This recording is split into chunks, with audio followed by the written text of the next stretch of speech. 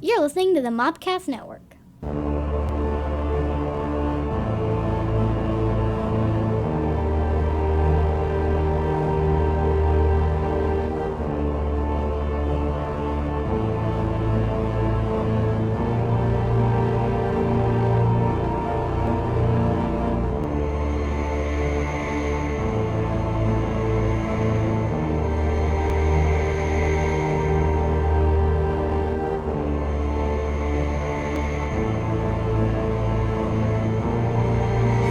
Welcome to the Cult Movie Cantina. I'm your Native American pop culture spirit guide, Scotty, and I'm joined by, as always, Our Lady of Libations. Hi. Hey, Stephanie, how you doing? I'm all right. It's been a few days. Our poor Lady of Libations hasn't seen a bar in a while, so it's really wearing on her. I am literally like I drank the last bit of my vodka last night, so now I'm down to wine and champagne is all I have left in the house. They haven't closed the liquor stores yet. Aren't liquor stores still essential? Well, yeah, but I'm trying not to go out unless I have to. So There needs to be a liquor delivery service. there totally needs to be a liquor delivery service. If any of our listeners are out there, I like vodka. We should, you know what? We should come up with our own delivery service, like Vice Squad, that delivers like beer, cigarettes, and weed to people. Oh my god, I guess that sounds great. I guess weed's not legal in Alabama yet, but when it's legal, anyway. Well, I know a lot of people that wouldn't stop here. That's true. Alabama, That's true. We are also joined by our technical jester, Justina. On Wi-Fi this time, so she's I'll on be Wi-Fi there the whole time. How are you doing, Justina? Awesome. I'm okay. I'm all right. Been cleaning this weekend. We missed you last week. It was- in English. We missed you last week. It was so frustrating, and the whole time, all I wanted to say was, "I love that our names are the fun names, and Scotty is just Scotty." I know. But you and I both typed in our names, and it kept cutting out. And I was like, "Forget it next time." I'm sorry. I didn't know we were doing the name, so next time I'll do my name. I'm sorry. It's okay. I just went with Scotty. You Honestly, I don't know if Justine the Jellicle Jester, she who knows no movies, will fit. But well, I do the name I chose. There you go. there it is. And popping in from here and helping us coordinate this is Co-Hazz himself, Drew. What's up? How's it going, Drew? I'm good. I feel like we're playing Hollywood Squares. Circle gets square on the top left. See, I'm Here's the story. Jim of J. love Bullock. if StreamYard would have 9 people, we would figure out a way to play Hollywood Squares. Oh, I'd be What all would over be it. great is do the That would I'd be like fun. to do like 2 more people and just do the Brady Bunch with the person in the middle. That'd be great. Drew will be the person in the middle. Yeah, you can have 6. So just get JD involved. Yeah, Ooh, JD. JD. Speaking of JDs, talked to Depew the other day. Awesome. Depew and Gabe and Jared they're getting together and doing How It Stacks again. So be on the lookout. Oh, for good. I saw that. the How It Stacks. The band's back together. So they're excited to do it. They're doing the same thing that we are. We're streaming live, so we're shout out to them. We're excited to see them come back, and of course when they are, we will share the hell out of it. So that's what we'll do. Awesome. That'll be fun. So there's that other thing happening. My Comic Book Chronicles Limbo is now on Webtoons and Tapas. You can check out an ad here. Legend says that the key was birthed in the crucible that created the multiverse. The key with the power to unlock doors to anywhere or any time. The key was placed in limbo, the world between worlds, to keep it safe. Of course, we all know nothing is truly safe. I'm Josephine DeSalle, and most of my life I've been alone, trapped between the living and the dead, making my way through the multiverse until I found a home in limbo. I was content, except for the ever-present hunger for blood. Then she came into my life, turned my carefully placed order into chaos. Even after the incident, I can't imagine life any other way. And I will kill anyone who tries to take her from me.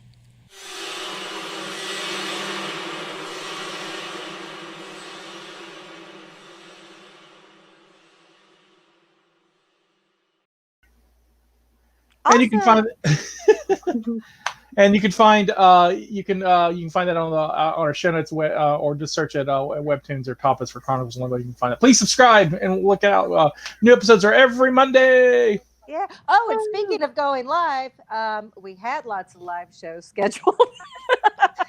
Who knows when the next one will be? I'm not sure when we'll be doing another one, but hopefully this fall we will be live somewhere at a show near you. So currently,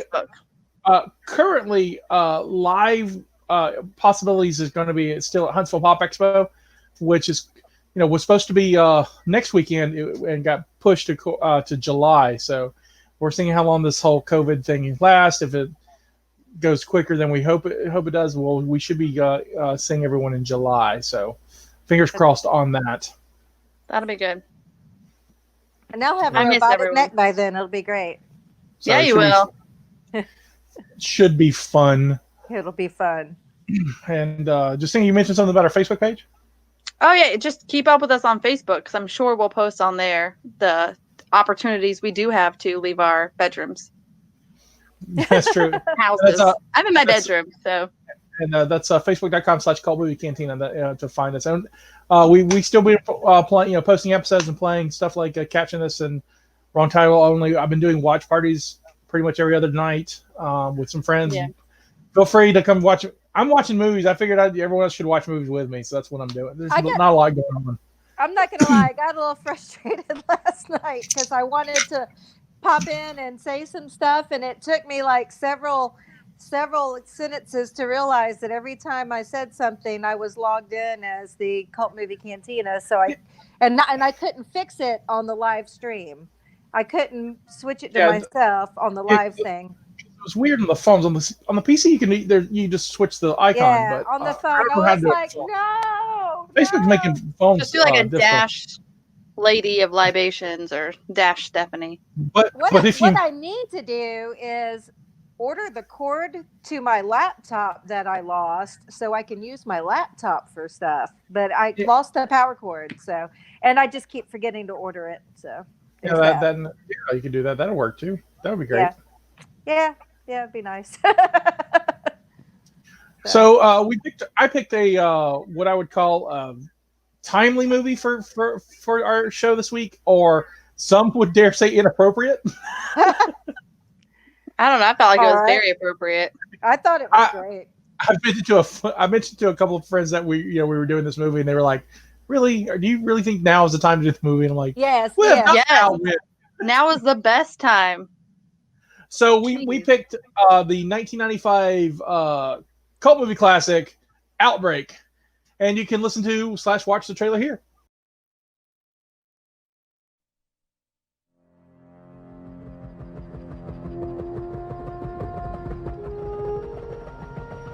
In a remote African jungle, a small monkey is captured.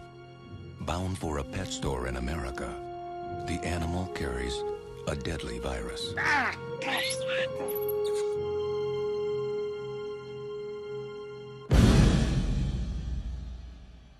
I know that some of us have doubts about what we're about to do. We'd be less than human if we didn't. But the fate of the nation, perhaps the world, is in our hands. We dare not refuse this burden. I'm confident that each of you will do his duty. God forgive us. Your town is being quarantined. We got 19 dead. We got 100 more infected. It's spreading like a brush fire. What are you talking about? If one of them's got it, then 10 of them have got it now. And if one of them gets out of Cedar Creek, we have a very interesting problem. If that bug gets out of there, 260 million Americans will be dead or dying. I'm leaving with the team in an hour. From the heart of a small California town. Damn it, Sam, I want to save these people same as you. To the inner circle of power in Washington.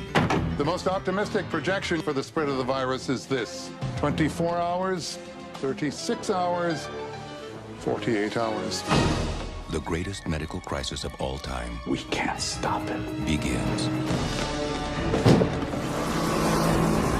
Try to remain calm. Many people are dying and are going to continue to die unless we find this monkey. There will be panic the likes of which we have never seen. There you are! Attention, Portland residents. citizens of San Diego, residents of Atlanta, Denver, residents of Detroit, Dallas, residents of Chicago.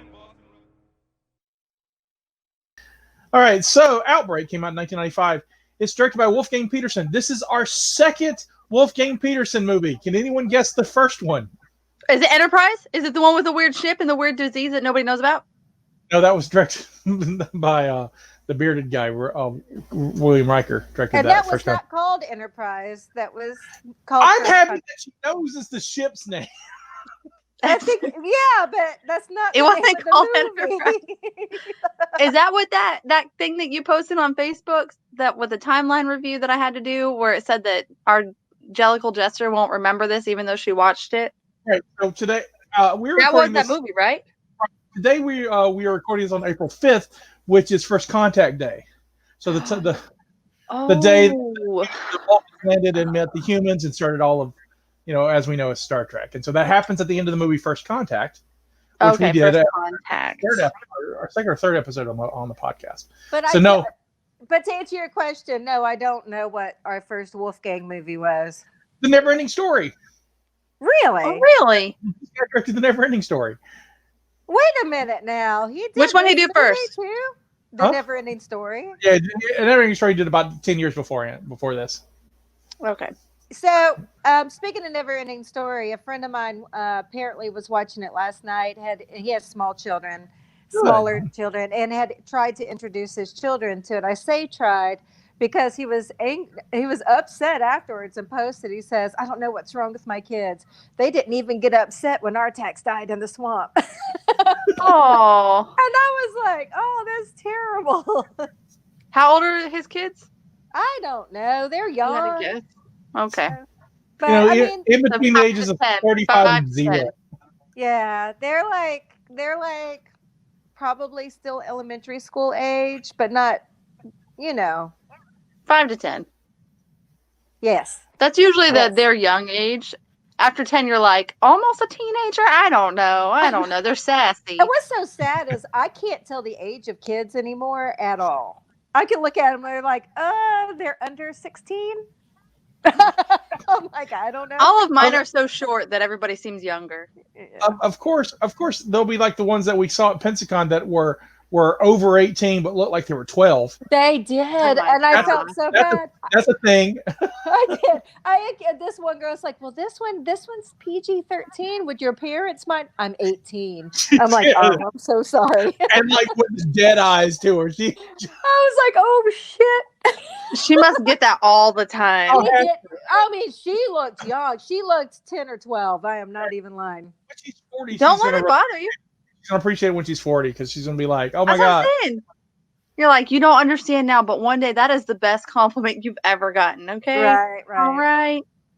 Goodness. All right. So back to Wolfgang Petersen directed Outbreak, and he's directed a lot of other films that will. There's at least one or two I know that we're going to do on this podcast or the Catacombs that'll pop up. He'll pop up again. Awesome. Do you know why he's so good? He's German? Yes. That's exactly what I was going to say. You know me so well. I do. All right. So this movie stars Dustin Hoffman as Sam Daniels, Rene Russo as his ex-wife, Robbie Coe. It has Morgan Freeman as General Billy Ford. It does have Morgan Freeman. Kevin Spacey as Casey, Cuba Gooding Jr. as Major Salt. Donald Sutherland's in this as the other general. Patrick Dempsey's in this is his first movie as Jimbo, the guy who finds the monkey and gets sick first. Right. Dr. McDreamy. Dr. McDreamy, yep. I have no idea who you're talking about, but all right. Oh, you don't know Dr. McDreamy? Grey's Anatomy. He popped up and I went, "It's Dr. McDreamy." And then he got sick first and I was like, "Oh, job security." Who's Dr. McDreamy, though? What show is that from? Grey's Anatomy. I've never seen it. I have recently seen it in the last year and a half. Yeah. He dies, spoiler, in both the movie and Grey's Anatomy. Oh, that's so sad. Maybe he's a shitty actor, like personality. No, I meant like personality-wise. Maybe he's like hard to work with. He's dropping balls. Like, we're just gonna kill him. Well, I will say Grey's, he made it like a ways. Oh, he did? Yeah. Okay. Well, maybe it was just this time. Patrick Dempsey will never guest on our podcast now. I'm sorry. I recognize you, Patrick. I recognize you. It's a big deal. That's true. It's a big deal. You Like I shouldn't be stopped and I stealing went, monkeys. McDreamy. You shouldn't be stealing monkeys. It's. I'm really impressed that she recognized him and then identified him correctly. Usually she's like, yeah, he's that guy. You know, he's big and he does things. And that happened like, I have no idea who that is. in the like, middle of cleaning my children's bedroom. Like I'm digging through toys and I stopped and I went, McDreamy. Like I recognize him by his voice. I love that you can watch a movie and do stuff at the same time. I cannot watch a movie and not do stuff. Like it's hard. You had the movie on while you were cleaning your children's room? Yeah. I was going through their toys. I dumped all their toys in the middle of the room and I was digging through it and yeah. It's like you guys don't know who I am. I can't just sit and watch a movie. I tried and I fell asleep in the first 10 minutes. Remember, Scotty, I told you. I was like, I started it. You're not drinking enough. I will like get my little spot on the couch with my alcohol and we'll like just chill. And my husband will keep bringing me wine and I will watch the movie. The more I drink, the more active I get. So that does the opposite for me. So he will bring you wine, but you won't make him a sandwich. Yeah, let's talk about that. Okay, there is a reason. He ruined any opportunity for sandwich making because he used to, when we first got together, he used to tease me, "Come on, woman, get in the kitchen where you're supposed to be and make me a sandwich. Go make me a sandwich, woman, blah, blah, blah." And joking around. Yeah. So it got to the point where like, I will never make you a damn sandwich ever now. Ever. Period. Sandwiches come up so much in my life. I don't know how that's worked. Well, I'm just saying, I will make myself a sandwich. I will make you guys a sandwich. I will not make Jamie a sandwich. Now, I did make him an omelet this morning. I will cook for him. Just sandwiches are out. Get a sandwich. Sandwiches are out. The last sandwich I made for him was a year and a half ago. Yeah, for Movember. He paid me $200 to go to Movember for me to make him that sandwich. So that was worth it. So what about sandwich-like things like a wrap? Quesadilla. Anything that he could possibly video or take a picture of and say it's a sandwich and I made it for him is absolutely out of the question. So hot dogs are out. Hot dogs, I will cook the hot dog. He has to assemble it himself. More importantly, Scotty, you think a hot dog is similar to a sandwich? Yes, it is a sandwich. A hot dog is a sandwich. He can take a picture and be like, "She made me a sandwich." Well, wait a minute. It is a meat and it is bread. I get it. Okay, fair. So hamburgers. I'm thinking about grilling burgers later. I will grill the burgers. He can assemble his own burger when I'm done. The real question is cereal a soup? Oh, it is. It's a what do they call the what are those cold soups called? There's a word for those cold soups. That cold tomato soup Bloody Mary. No. Gazpacho? No. What's the name? There's a name for cold soups. Derby wife would know this. She's not here. Yes, it's what are they called? It's killing me. Yes, we'll call it a fruity flavored cold soup, whatever that name is. I'll pop it in. It's called gazpacho. Yes. Scotty said it. In fairness, he said it, but just popping in to confirm. I'm out. Thank you. All right, gazpacho. There you go. He's so we have fun. a good producer. He's like the little fairy you keep in your fanny pack, and then when you get hurt, he comes out to help you, and then he goes back in your fanny pack. He's so great. So cereal is a wheat and fruity gazpacho with a dairy finish. Would you say that it is, instead of being savory like most soups are, that it is just the sweet form of soup? Because you can put things in it like berries. It depends. You can make it savory by like just doing if you take a wheat or a fiber based, whatever, and you put your milk on top, your unsweetened milk. Let's say you're drinking unsweetened soy milk, then it would be definitely savory. So I like we're 16 minutes in and we've just barely touched the movie. We'll get there. But you love us. Yes, Drew can post a meme. That is my favorite. I have named him Daniel. I love him so much. I use him all the time. He's Hey, Daniel. Awesome. Hey, Daniel. His name's Daniel, by the way. All right. Shall we talk about the movie? You ready for a sermon? Sure. Preach it. Brothers and sisters, gather round. In 1967, during the Kiskari mutinies, a virus called Mutaba, which causes a deadly fever, is discovered in the African jungle. To keep the virus secret, the U.S. Army destroys the camp where soldiers were infected. 28 years later, Colonel Sam Daniels, a USA MRID virologist, that's a thing. I don't know what it is. I guess it's like what the CDC is for the military. It's an acronym full of stuff, and I'm not going to explain it. It's sent to the investigate an outbreak in Zaire. He and his crew, Lieutenant Casey Schuler, and a new recruit, Major Salt, gather information and return to the United States. Ford now, Billy Ford, his brigadier general, and Daniel's superior officer, dismisses the latter's fears that this virus would spread. Actually, Oh, she got dismissed. We dismissed her? Why am I dismissed? You're back. So, beginning of this movie, we got this village in Africa, sick with lots of things. This whole Mutaba virus. Yep. And Donald Sutherland and Morgan Freeman show up. They're not really there. I think they're just voice acting these guys because you can't see their faces. And plus, it's supposed to happen like in the 60s. Friend. Hi. Oh, hey, we have a friend. How is everybody? Everybody is good. How are you doing, Angela?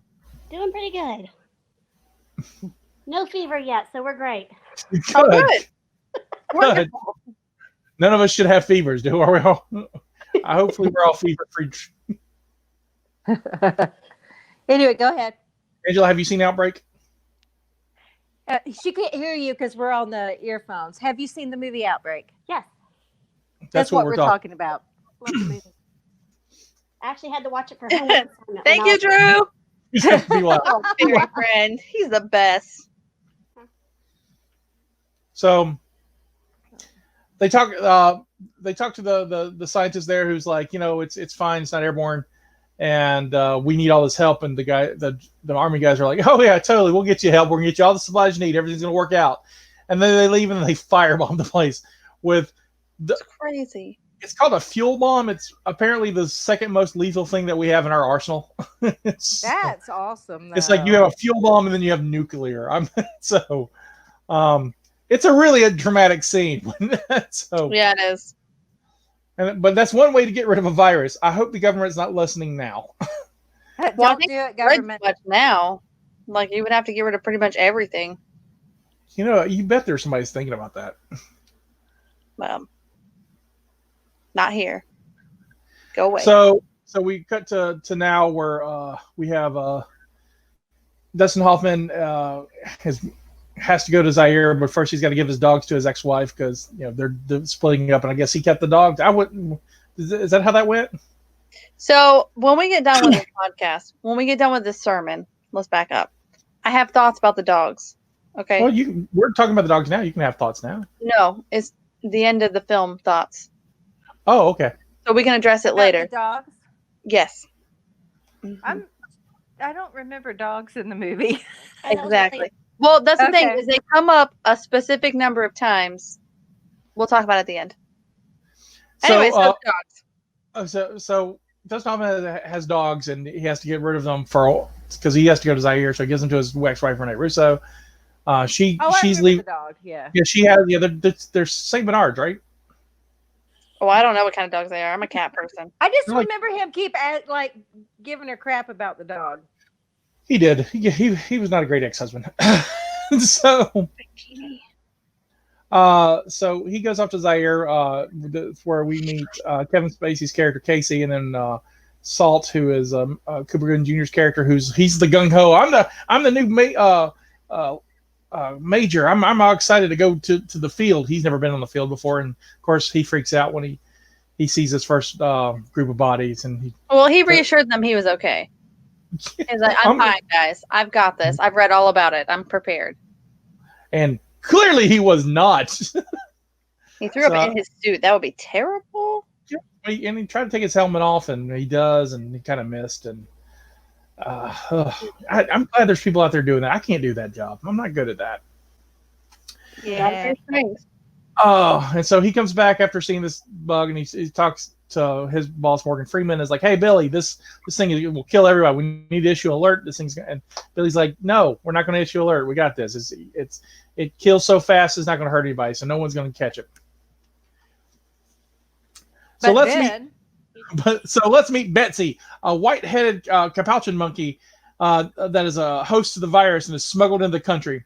James Jimbo Scott, who is also what monkey in what show? The Monkey and Friends. Yes, that's Marcel. Wait, in what show? Friends. Marcel on Friends. Oh, I haven't seen Friends. That's Ross. The first season or first two seasons, Ross has a monkey, right? Yeah. And then they got rid of the monkey. In the first season, yeah. Well, they got rid of the monkey because the other two dimwits got a duck and a chicken. The chicken, the duck. Chicken and ducks over monkeys. Just so you know, I have all 10 seasons. I'm going to have to learn you when this is all over. Okay. I'll take you on that. The monkey is still acting, by the way. The monkey's still alive? Yeah, the monkey's still alive. Capuchin monkeys live a while. Oh, and so the last time I heard about the monkey doing anything was in Why the Last Man's pilot, and as to be playing Ampersand, the monkey in that. So I have a question. This is probably something Drew can answer. Do animals win awards for their acting? Or do their trainers win awards? Or is there even a category? There's no category. The shame would be I can't hear him. Somebody's gonna have to. I got no sound. That's strange. I can hear you. Yeah, I can hear you. You don't This happened to me last time. Anyway, it would be a bigger shame if there were Can you hear awards for animals and still no It was awards on the for left stunt side, players. probably. Now he's gone again. Okay. Yeah, I didn't hear you, Drew. Say it again. I said the shame would be if there were awards for animals and still no awards for stunts. You're gonna have to tell me. I don't know. That's I didn't, fair. I didn't There's hear no anything. awards for stunts either. No, there's no Academy Award for stunts. There should be. Well, what was the answer? I couldn't hear Drew. There's no awards for animals, and he said that there's also no awards for stunts either. That's terrible. It is terrible. It is terrible. See, Those now people that's risk not their right. lives to make the other people look good that don't have to do the dangerous things. And I can understand maybe not for animals, but the animal trainers maybe, or something. Because that's a lot of work too. So I have a stunt fact. I'm not going to say fun fact because it's not fun. But at work, during our team meetings, I did the fun fact of the week. And one week I did one based on Harry Potter. Go figure. As it surrounds me. So the stunt double for Harry was injured during the last film, I think, and he followed through the whole films. And it was during like a battle scene and hit the wall wrong and fell. And I think he's paralyzed to this day. But he had been doing stunt work since he was a kid, is still doing stunt work. And Daniel Radcliffe paid for his expenses. They were really close. And supports him, and he has the stunt double. I can't remember his name, which I feel terrible about. But he has this whole foundation for people who become paralyzed and continuing their passion. So, but he still does stunt work in the ways that he can. Well, that's cool. Awesome. I kind of wanted to do that back in the day. I wanted to be a stunt person for movies. I really did. I would have loved it. I have the injuries for it, so I should have just done it. Well, after you get that robot neck, you're going to be I keep high dollar. I'm trying to think of good lies to tell about that. But anyway, let's continue with this movie or else we'll never finish. Oh, sorry. So Betsy, a white-headed capuchin monkey that is host of the virus, is smuggled into the country. James Jimbo Scott, a worker at an animal testing laboratory, is infected when he steals Betsy to sell in the black market. Jimbo fails to sell Betsy to Rudy Alvarez, who also becomes infected, a pet store owner in coastal California village of Cedar Creek. After releasing the monkey in the woods outside the nearby community of Palisades, he develops symptoms on a flight to Boston and infects his girlfriend Alice. Their illness is investigated by Dr. Robbie Coag, who is Dustin Hoffman's wife in this, Renee Russo. A CDC scientist and Daniel's ex-wife, Jimbo, Alice, and Rudy die. But Co determines that no one else in Boston was infected. Oscars award. Oh my gosh. Sorry. A hospital technician in Cedar Creek is infected when he accidentally breaks the vial of Rudy's blood. The virus quickly mutates into a strain capable of spreading like influenza, becoming airborne and causing a number of people to be infected in a movie theater. Daniel flies to Cedar Creek against Ford's orders, joining Robbie's team with Casey and Salt. As they begin a search for the monkey, the army quarantines the town and imposes martial law. Kind of like Mobile right now. Kinda. Casey's infected when his suit tears. Co accidentally sticks herself with a contaminated needle while treating him. When Ford provides an experimental serum which cures the original strain, Daniel realizes that he was aware of the virus before the outbreak. Daniel learns about Operation Clean Sweep, a plan for the military to contain the virus by bombing Cedar Creek, incinerating the town and its residents, ostensibly to prevent Mutaba's expansion to pandemic proportions. However, McClintock, now a major general, that's Donald Sutherland, plans to use the operation to conceal the virus existence so it can be preserved as a biological weapon. To prevent Daniels from finding a cure, McClintock orders his arrest for carrying the virus. Daniels escape, and he and Salt fly a helicopter to the sea, to a ship at the sea which had carried Betsy. Daniels obtains a picture of Betsy and releases it to the media. A Palisades resident, Miss Jeffries, realizes that it's her daughter. Kate has been playing with Betsy in their yard and then calls the CDC. Daniels and Salt arrives at the Jeffries house. Salt tranquilizes Betsy, and Kate, after Kate coaxes her out of hiding in the woods nearby. When he learns from Daniels about Betsy's capture, Ford delays the bombing. On their return flight, Daniels and Salt are chased by McClintock into another helicopter, and Salt fires 2 rockets into the trees, deceiving them to think they had crashed. Once back in Cedar Creek, Salt mixes Betsy's antibodies with Ford serum to create an antiserum. Although Schuler has died, that's Casey, they saved Robbie. McClintock returns to base and resumes Operation Clean Sweep, refusing to listen to Ford. Daniels and Salt fly their helicopter directly in the path of the bomber's approach to its target. With Ford's help, Daniel persuades the bomber's flight crew to detonate the bomb over the water and spare the town. Before McClintock can order another bombing, Ford relieves him of command and orders his arrest. Daniel and Robbie reconcile, and Cedar Creek residents are cured. Credits. Oh. That was probably the fastest sermon I think you have ever done. Yeah, it was very streamlined. That was kind of crazy. Where did our Jellicle Jester go? My computer was dying. Hold on. I was reading it. I looked back and bam, she's gone. Did Mataba get her? Was she? Doesn't Mataba sound like a nice drink or like some sort of tropical island we should go to? I was going to ask if for our libation, did you find the Mutaba? Or did you? I did libations, but I didn't even think to look for the Mutaba. Damn it! The Mutaba. Angela's on it. Angela's going to try to find us the Mutaba. Yeah, we want the Mutaba cocktail. Well, it's time for libations if you want to do that while she looks up Mutaba. Okay. So what I did was, so the big thing right now are the quarantinis. That's adorable. And because we're all under quarantine, and I wanted to actually make some. So when I was in the kitchen today looking at my ingredients, I realized I'm out of vodka. And I was very sad about that. And I also have no gin, and I have no I am out of liquor, period. There's rum in the truck. So, yeah. There's tequila in your freezer. Feel free. Yeah, but that's tequila. Oh, that's right. You don't love tequila. So, I do. So Town and Country released a article called "Your 10 Best Quarantinis for for social distancing." So that is what I'm going to post today in our show notes. They are wonderful. They have everything from your classic martini to your espresso martini to your pear martini to like a jalapeno martini. They've got gin and vodka varieties, but it's your 10 best quarantinis for social distancing. So that'll be in our show notes. But today, because it's Sunday, and on Sundays I'm usually brunching, I am doing my mimosas. So my mimosa ran out. Right. So this is what we're pairing for this. But I'll have another but drink. for our listeners, you will get your recipes for your 10 best quarantinis coming up for your social distancing. You just need alcohol in your house, which I'm out of. It's sad. You know what? That's what I should bring. A red balloon attached to a bottle of vodka. It would be the most awesome thing ever.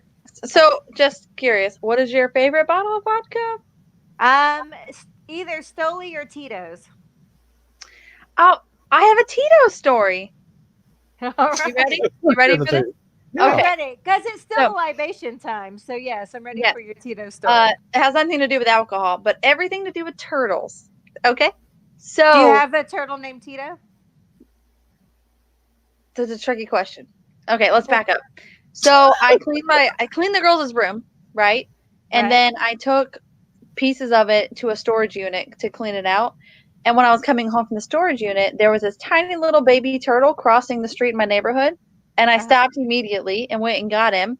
And I named him Tito, the turtle. It was this tiny, like, it was like this big. It was so tiny. And it was the middle of the street in my busy neighborhood. So I took him back home with me and I put him by my creek in my backyard so he could live his best turtle life. But I named him Tito. That's And I was like, now I need vodka. I used to have a pet turtle named Rupert, and I named him after the guy on whatever season of Survivor that Rupert was on. Oh, because he was my little turtle was a survivor. So there you go. But So that that happened to me today. Like, I'm a right survivor. before this. I'm a survivor. No, sorry. I never watched Survivor. I watched it for a I while. didn't get into it. Oh, real quick on Survivor. They haven't gotten better than season 2, where they almost killed the entire cast. Yeah, that's what I'm saying. What happened? I quit watching it because they made the cast members too pretty. The further they went up, so when it first started, it was like real people competing. They looked like real people. They were different shapes and sizes and different ages. And as the show progressed, the later seasons, they're all just beautiful young people trying to. They can look good wearing no clothes, pretty much. Yes, it's like, and Yeah. it's stupid. It's stupid. The second season, they put them in the Australian outback, and like literally, and which is also. Everything is out to kill you in Australia. Well, there's that. Also, the outback is like in the middle of nowhere, and they found a place in the middle of nowhere, in the middle of nowhere. Right, And that's where what- everything is trying to kill you. Right, and so they had a guy who was like, he was hunting boar. That was his big thing. He would hunt boar for because I remember. Yeah. And then PETA was all mad at those episodes because he was killing boar and putting blood on his face, all tribal like. Well, he falls in the fire and burns himself up, and so they had to fly him out. Yes, I remember that. At the end of when it got down to the last 2 or 3 people, they were literally starving, and the producers felt bad for them and were like, "Yeah, we've realized and we've talked to our doctor that you guys will probably die, so we're going to give you rice so you can eat. Yeah. But we're going to take your fire so you don't have any fire for the rice." Right. So they gave him rice. So, and what was so bad is like when they finally went home, and of course you immediately go to the doctor. Like this particular cast were just full of all kinds of intestinal worms and Oh my gosh. like covered in all kinds of insect bites, and they were malnourished and dehydrated, and it was real legit. And then then they glamorized it and made it easy with pretty people. I will try to remember this for the cult meeting because I want to continue with the movie. But remind me to tell you about Kid Nation next week. Okay. So can we talk about the dogs for a minute? Yeah. Yeah, we talk about dogs. Yeah. Okay, so the movie starts with dogs. Okay. He takes the dogs over there. That's how you learn that they're not together anymore. Is because he's obviously like dropping off custody of the dogs, and then he's like, "I'll get them when I come back." And then he shows up late and she's loading the cab, right? And she has the dogs, and then the dog doesn't listen to her. And then he makes that one easy command and the dog listens to him. Anyway, you can tell the dogs are important to him. Right. Then they have a whole conversation with his friend. What was it? Sam? It was an S. Sam? Casey. Okay, so. Sam is Dustin Hoffman, the one with the dogs. Casey is his friend. Okay. He has a whole conversation with him. Kevin Spacey? Yeah, his friend Kevin Spacey, about the dogs. And it's like, so what are you gonna like? All this stuff. And then the first time that he sees her after they go remote and they go to deal with the thing, he's like, "What'd you do with the dogs? Did you put them in a kennel?" And she doesn't answer him. And then she almost dies. And I was like, how great would it be in this really touching moment where they're sitting there together and he takes off his helmet? If he took it off and he looked at her and was like, "Where's the dog? Seriously, where's the dog?" Exactly. Exactly. Where's the dog? So the show ends and we never learn where the dogs are. And then they're never brought up again, but they're brought up throughout the whole film, throughout the whole thing. It should have ended with how much they're brought up through the different times of like the outbreak and everything. It should have ended with her being like, the dogs are at my mom, or like, you know, like something like that, like my mom. Exactly. We don't know where let the dogs out. Where are the dogs? And this is why I love nobody addresses the dogs.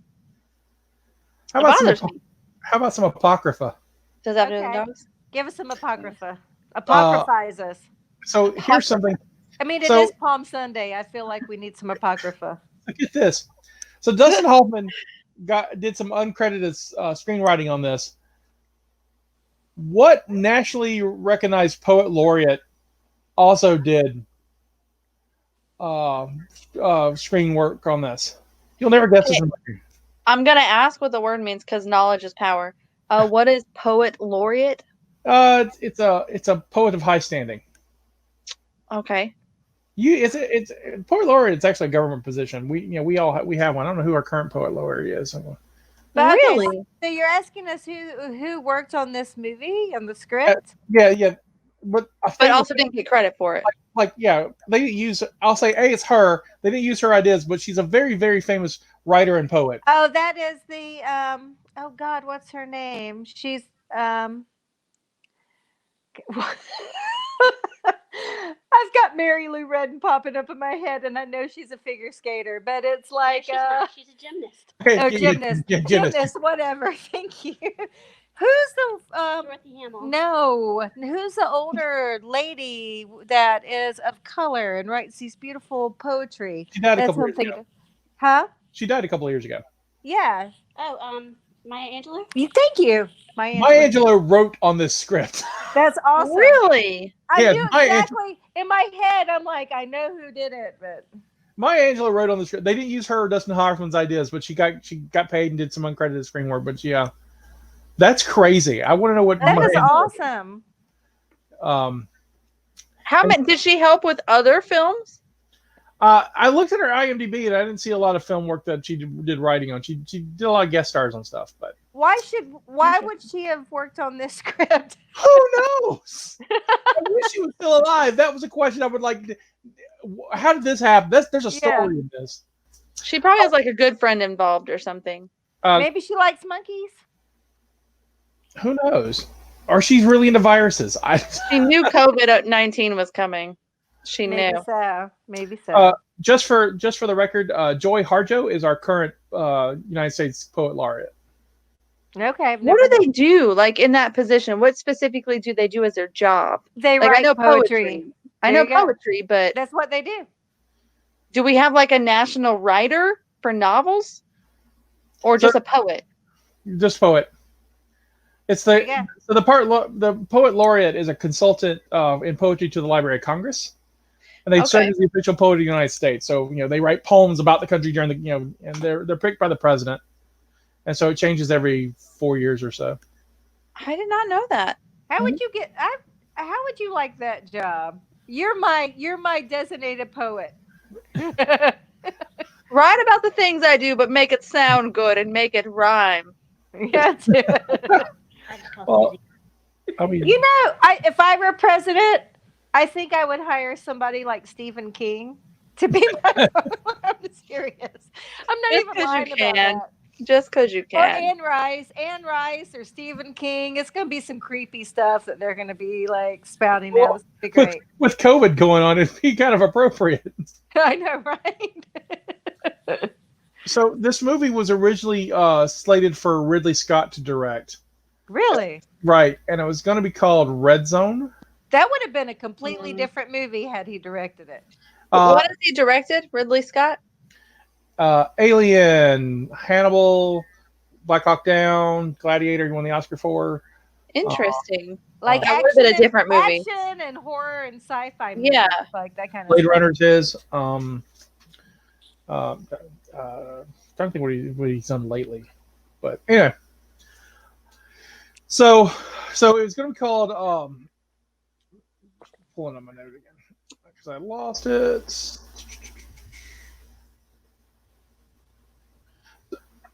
it's going to be so originally going to be called Hot Zone Films. It's going to be directed by Ridley Scott. It was going to star either Robert Redford or Harrison Ford. Oh, Harrison Ford would have been good. Not so much Robert Redford. And Jodie Foster. Robert Redford, is he the one? Golly, what is that show called? It's not Bones. I watched that too. He was in a show where he was a convict and he got consulted on cases because he manipulated the system so that he would have to work with a detective. Does that make sense? I don't think so. That doesn't sound familiar to me at all. I think the person in the show's name was like Red. I don't know, something like that. Carry on. I'll figure it out. I'm like, no. I'm gonna figure it out. All right. I watched that show and I cannot remember what it's called. So it's going to start Harrison Ford's. This also was slated to be starring Sylvester Stallone. No. It would have been like an action movie instead Well, of... Yeah, it would have been. No, and that's what it was going to be. It was going to be an action film about an action star versus a virus. And then... I like this better because it made it like at least a little bit more real. Right, and so when they got Dustin Hoffman in the picture and Wolfgang Peterson took over as director, they looked at Dustin Hoffman and was like, this guy's not an action hero. So they rewrote it to him being this... be a drama. Would be this thriller. This thriller. Yeah, thriller. It's more, heady than it is. I mean, there's action in it, but it's not. So, I thought that was fascinating. So I figured I'd share that up. That is fascinating. I do like that it's focused on the virologist as well. I think it's interesting to add that input on it. Also, Mel Gibson also was slated to be in this, but he turned it down. Well, good. However, speaking of Mel Gibson, I was watching Thunderdome last night, Justina, and I thought about you. 2-man enter, 1-man leave. Thunderdome we should have been doing in April, but COVID had knocked it all out. We're going to do Thunderdome and Fury. We got to do Thunderdome. I was watching it last night. We'll do it. I have a theory. I got to squeeze in about Thunderdome. The wig he wore in Thunderdome, I think it's the same wig he wore in Braveheart. All right. Thunderdome's a Mad Max movie. Fury Road. Gotta clarify. Welcome to the Thunderdome, bitch. Blacklist. I was thinking of the show Blacklist. Oh, Blacklist. No, that's James Spader. Okay, just kidding. I think his name is Red. His name is Redford in the show. Oh, gotcha. But nice. That's James Spader. Still connection. Still the same. So you want some trivia? Yes. How many Oscar winners are in this movie? 7. No, let's see. There's Dustin Hoffman. Wait, what my first number?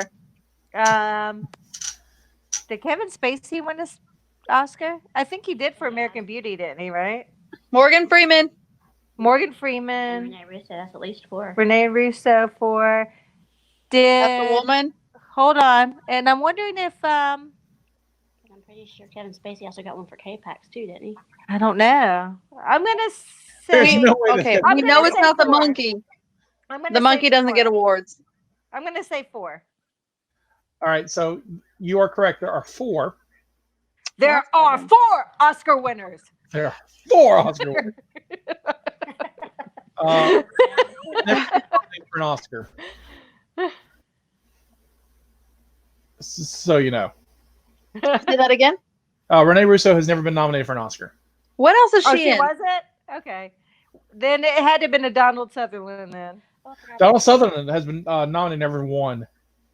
So who was the other one? So Dustin Hoffman, Morgan Freeman, Kevin Spacey, and Cuba Gooding Jr. Oh, I forgot about Cuba. Yeah, Cuba. Show me the money. He went. Yeah, I forgot about that movie. He's good. Kevin Spacey won his for Usual Suspects. Really, I thought it was American Beauty. Okay. I think he was nominated for American Beauty. Yeah. He's got 2. Sorry, he's got one for American Beauty as well. Yeah, that's what I thought. Okay. American Beauty and The Usual Suspects. He won 96, and then so he won a year after this movie, and then he won 2000 for American Beauty.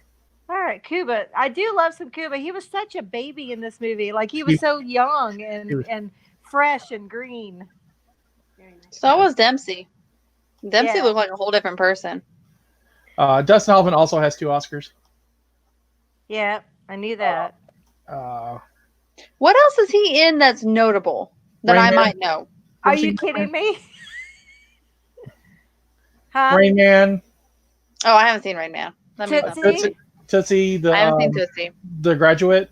The Graduate. I have seen The Graduate. That's what it he's- is. Thank you. He's The Graduate. I was watching it. I was like, I know this person, but I can't remember why. He's been in so many other movies, but yeah. But yeah, he's in a ton of stuff. But he won for Rain Man and he won for Lenny. Rain Man was No. And let me Kramer versus just Kramer, not say Lenny. how much I love that movie. I hate Tom Cruise. And those of you who know me know this. I hate Tom Cruise. Tom Cruise and Kryptonians are on my list of hate. I mean, they're like they're kind of the same thing. Tom Cruise is a Scientologist, so he's basically. It's pretty much the same thing. Tom Cruise and Kryptonians, I can't stand. But Rain Man was a wonderful movie. So I need to see that. I've heard multiple things about it. It's really good. It's really good. I need to put it on my list. So some of this trivia there's a lot of animal trivia in here for Justina, who was all worried about animals. Thank you. When Robbie goes to the pet store, she notices the other monkey in its cage near its death. To accomplish this thing, the trainer put non-toxic ointment in the monkey's eyes to make it look red, and then cued the monkey to stay. I just want to say I have 20% power left. All right. We'll speed this up then. When Reddy the pet store owner becomes sick of the virus and collapses over a shelf of aquarium full of fish, they're plastic fish, so no fish were harmed. Oh, good to know. Good to know. Good. When the monkey in the pet store reacts to the fish tank crashing and it's frightened by the noise, the trainer merely cued the monkey to laugh, which made the monkey appear to be frightened.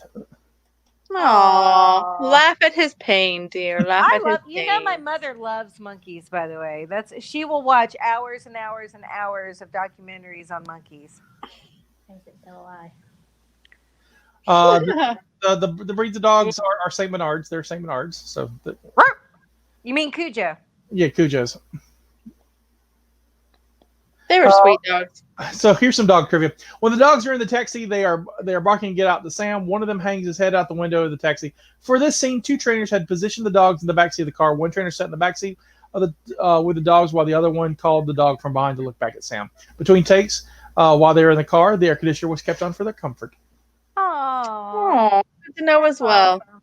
There was one. I love how they do the dogs. Like in Cujo, they use several St. Bernards, and you know what they used to make them look like they were foaming at the mouth? Egg whites and sugar. Yum. I wonder if they liked it. They did. That's why they had to have multiple St. Bernards, because they kept licking it off of themselves. Okay. I mean, when I make fake egg whites and sugar, that makes whipped cream. Right. But they had to have it slimy and foamy looking, so it wasn't quite whipped. So when we make fake blood for the movies that we've made, and Steph knows this because she's worked with us, but our fake blood is Kira syrup and Hershey's because it tastes like chocolate. Which is yummy, by the way. I know firsthand. It's so, and it looks good on camera, but it tastes like chocolate. Ask me how I know. On the bottom trick. It's that video where you're naked and no one can find it. No, it was the other one where I was a zombie. We showed both of those last night. I drank real alcohol in the video when I was naked. That's true. One more thing that I should have mentioned in Apocrypha, and I forgot it. But this will be good trivia. So the original ending of this movie is the bomb explodes the town. What? Yeah, that's terrible. Yeah, they filmed it. They filmed the town being blown up and everything. And audience hated it so much in test screenings that they had to change it. Good. You don't have the arches. Character arcs. So they were like, we're just going to blow up the town, which kind of is a bold move, I think. So there's some trivia for you. Plus, we learned what a poet laureate is. Okay, back that up. Yes, Hold we on. did. I have to show you that Angela is weird. And we talk about St. Bernards, and this is what she is like. I don't know if you can see this. That's when I pulled up Cujo. She pulled up Cujo. This is apparently an actor that played Cujo in one of the. Yeah, there's a guy there. Yeah, there's a guy in a Cujo suit in part of it. Part of it. I've never seen the movie. Isn't that crazy? A little bit. I have Cujo on the watch list. We could do it as a watch party. I have a copy saved. Cujo? So. Yeah, Cujo. I love Cujo. I love that movie, by the way. You- I have never seen it. Well, we have to do it. That's why I had to look because I couldn't picture Saint Bernard being weird. You want to do it tonight? I'm open tonight. We can do it tonight. Now I'm saying. Wait until I get. I mean, you guys can do it if you want to. I need to get a plug for my computer, so I'm not watching on my. I got you. On my phone. So, how much money do you think this movie made? Oh, this movie made probably like $69 million. 49 million. Stephanie's close. 67. Oh, I was close. Look at Price me. is right. I win though because you went over. I know, but I was still very close. Low. I went for 69 because, well, I went for 49 because it's my number. It opened at 13 million. That's my lucky number. This show is all about us. I know it All up in it. And so it opened the weekend of March 10th, 1995. I was a senior in high school. I kept thinking it was in 95. Yeah, 95. That is the year that Jack was born. Okay. What month? He was born in July. So you were pregnant with him when this came out. In 95, I was Penelope's age. Oh. I was 6, guys. Experiencing first or second grade. My oldest son was 5. Look at that. Look at our You age. really could adopt me whenever you want. I'm available. So, how do you think this movie did the opening weekend? I think it was second. Justina? This is 95, so I don't know. I'm going to go with first. I'm going to say first or second. I'm going to say second because I'm playing it safe, but it had big names. I'm going to go with first because Morgan Freeman. Justina's right. It's first. There you go. Listen to that sexy voice. I was being too safe, but yeah, that makes sense. It's because you're out of vodka. I understand. Also, out of vodka. Also, typically when we do these movies, I think we've only had one other that was number one for the weekend. So it's usually the movies we watch aren't the first. They're not the first. They're not that high. So number 1 was Outbreak. Number 2 is Man of the House. Number 3 was the Brady Bunch movie. Number 4 Brady Bunch. Those are terrible movies. Number 4 What a was callback from the beginning. Oh my gosh. Number 4 was Just Cause, and number 5 was Boys on the Side. This was also those are all terrible movies. No wonder it was number 1. This is also the summer of Pulp Fiction and Walking Dead and not Walking Dead, but Pulp Fiction was so good. Shawshank Redemption, Billy Madison. That was a good year. Too. Morgan Freeman had a good year that year. Yeah, he had a really good year. Well, Shawshank Redemption started the whole Morgan Freeman narrate my life thing. So I love Shawshank. So how did it fall in the box office for 1995? With all those movies, I'm going to say 15. I'm going to say 13 because it's my lucky number. So, Justine, you said what? 15. 15. Number 15 was Get Shorty, so you're wrong. Number 13 is Congo. Okay. Which will probably Was it 9? No, it's actually number 20. Oh, wow. Oh. Okay. So it was pretty high, though. It was pretty. It's one of the higher ones that we've done. Yeah, it is. It's actually a good movie. Number 1 was Batman Forever. The Batman franchise was hot. This is a better movie than Batman Forever. Yes, it is. Way much. Yes, it is. But Batman Forever made $184 million. It's about what the people want, Stephanie, not how good the movie is. Which one was Batman Forever? Which terrible Batman movie? Is that the Penguin one? That's the one with Val Kilmer. Oh, God. Which is not the Penguin. No, the pink one not. is Batman Returns. Yeah. Okay. So Val Kilmer who's the has bad guy in Forever? Tommy Lee Jones and No. So it had The fictional Two-Face. bad guy. oh, the Riddler and Two-Face. Two-Face. Okay, I So saw it's that Jim one. Carrey and It was Tommy Jim Lee Carrey. Jones. Yeah, Jim Carrey and Tommy Lee Jones. I Number saw that two. one. Number 2 was Apollo 13.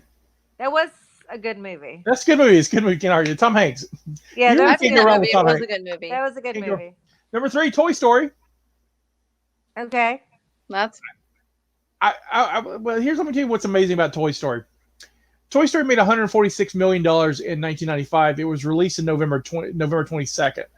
So let's oh my gosh. right. Batman was released in June and made 184. Just let you understand how much was going on there. There you go. Number 4 was Pocahontas.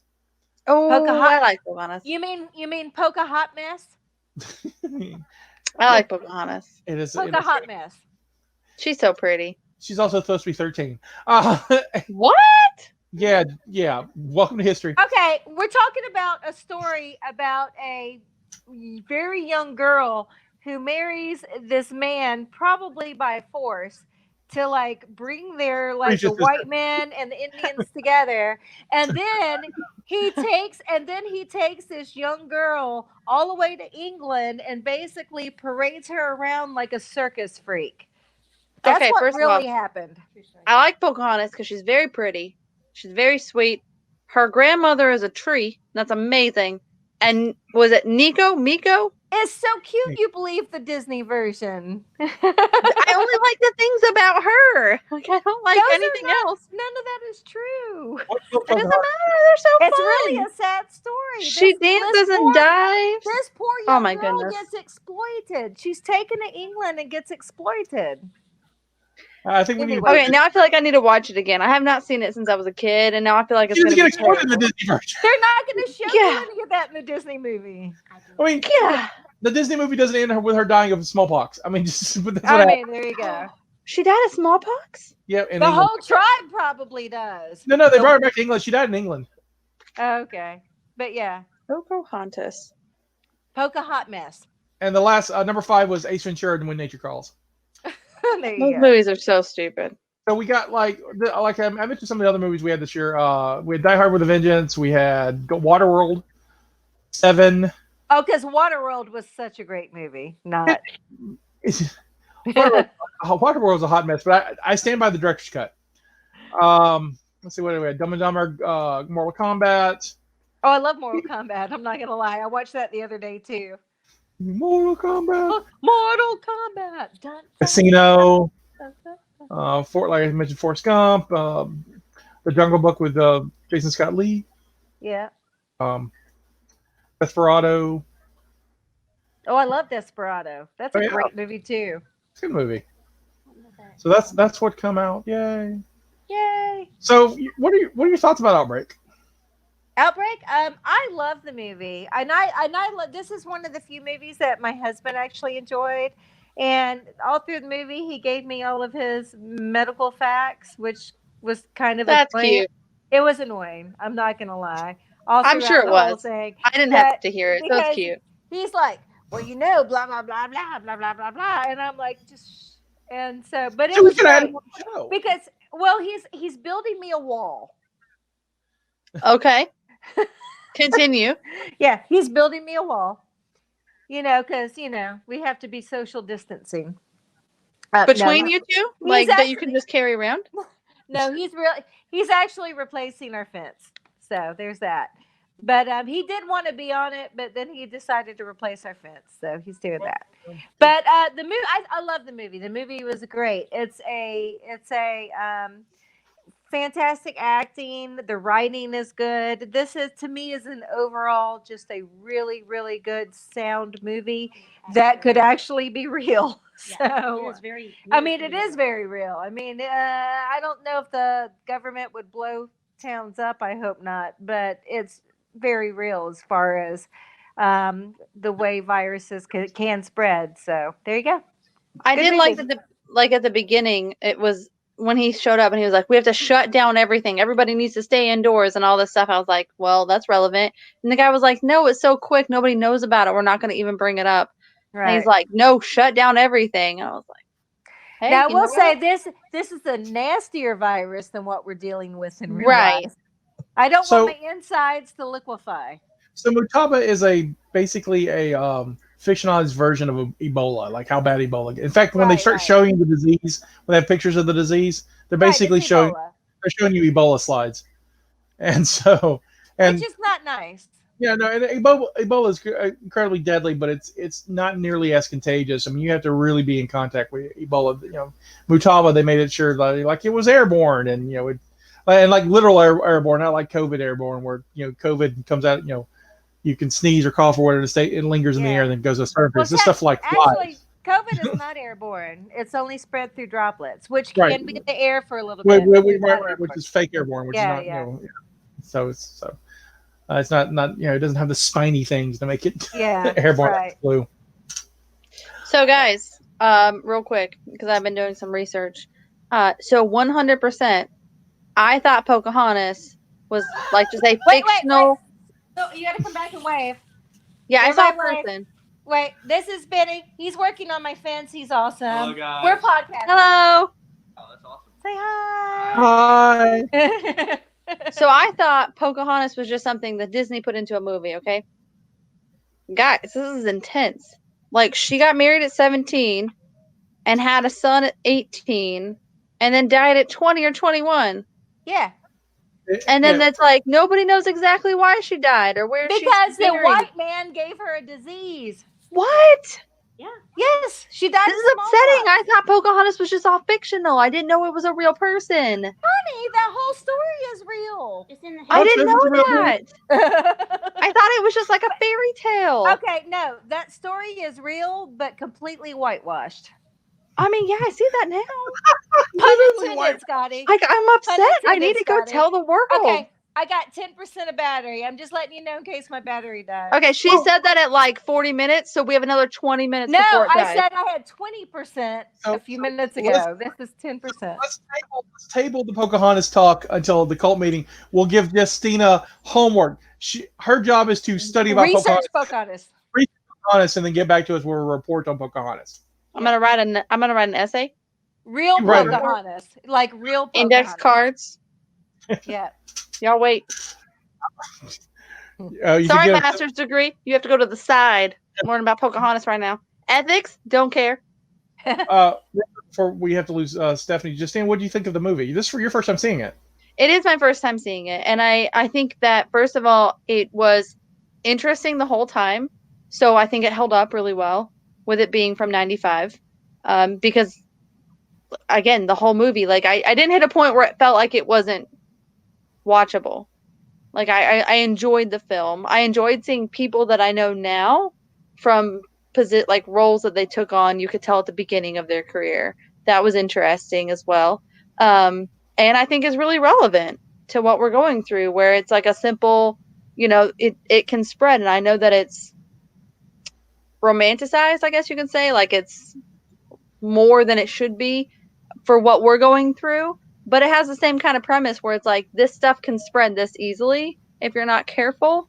So just be aware of the fact that shit's real. Shit's real. We're not together because shit's real. That's true. It's I agree. So weird. I've never gone through this kind of stuff in my entire life. This is so weird. Do you guys feel like this is surreal? Like what we're going through? Yeah, the whole thing is crazy. Oh, let me just do this. Shameless plug. This woman works at the hospital every day. You guys aren't 6 feet apart. Yes, we are. You don't know my life. You don't know my life. She works at the hospital every day, and she is a superhero. Thank you, dear. So there you go. She is a superhero. We appreciate you. We appreciate all the people. You're out there. Oh, it's tough, and all we were doing is hiding and podcasting. So at least we're doing our part, trying to keep you entertained. But man, thank you for being on the front lines. Absolutely. Sure. That's what we do. Yay! But I agree with Justine. I think the movie holds up. I was really surprised how much the movie held up. It's been a while since I had seen it, and outside of its relevance, it's really a good movie. And at least at the end, they find So if who can ever find the COVID monkey and go, we need our Dustin Hoffman to go find the COVID monkey and cure all this so we can go outside again. It's basically what I want. It's Still awesome. helicopter, buddy. Still a helicopter. Get Get it. good, show me the money. You still with us? I think I'm out. Maybe. Yeah, I'm here. dying. There he is. Wait, no, there's Drew. Okay, Hey, I didn't Drew. know what was going on. Hey, just wanted to thank you for coordinating and producing for us today. Of course. That's what I'm here for. Love doing it. So thank you, everyone. Give him props, mad props, and check out his stuff on Craft Show. He's putting out some great interviews and great videos. So definitely watch those. I do. They're all interesting and fun. Thank you for doing everything, Drew. You're amazing. Yes, thank you so much. Thank you, Drew. You have made this possible. We love you and appreciate you so much. The guy Appreciate who's that. I work. I love seeing the side of your face. It's amazing. And the next time you direct a movie, I want in. Okay. Even if I'm a background extra, I'll be doing like this, going whatever. We're working Craft on some stuff. services, I can do that too. It doesn't matter. All right, everybody. So this is Scotty saying this is our contribution to the multiverse. Go out and make yours. Be out there. Stay safe. All right. Drop that curve. Flatten that curve for everybody. See you later. Bye. Bye. Bye. Bye. Bye. Thank you for listening to the Mobcast Network.